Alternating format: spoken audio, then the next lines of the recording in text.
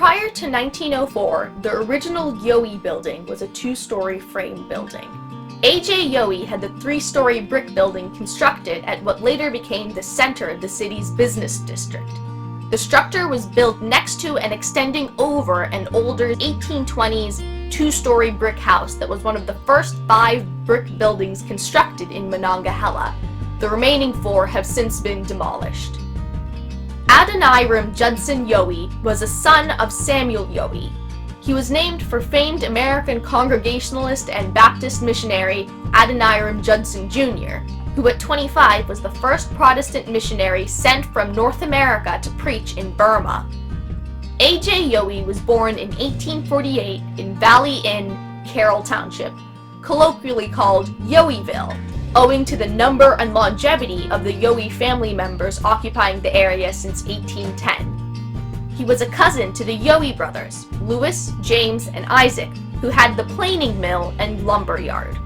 After 4 years in the grocery business, A.J. Yohe transferred his interest to dry goods, and in 1876 founded the A.J. Yohe Dry Goods Store. In the 1940s, it was the only exclusive yard goods store in town.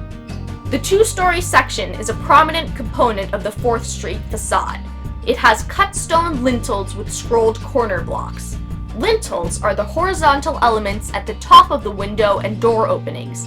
Only a few examples of this kind of lintel are still in place in the region, generally on buildings built between 1830 and 1845. While the older design has the retrained symmetry, and some evidence of the exuberant detailing of Federal-era buildings, the newer part of the design comes from a time when the Federal characteristics were back in style as part of the colonial revival, as it appeared about 1900.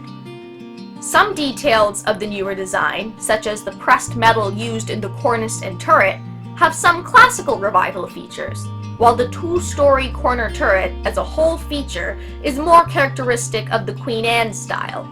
The fanlight over the apartment doorway facing West Main Street is restrained enough to be more Georgian or colonial than Federal in style. The older part of the building is constructed of high-quality handmade brick laid in Flemish bond, while the newer part has a more common grade of factory-made laid in common bond. The windows have been replaced, as have most of the interior features, but the 1904 design used the 1/1 double-hung windows that were typical of the era. In 1990, the interior of the building was almost completely gutted and redesigned to house 8 apartments and 4 storefronts.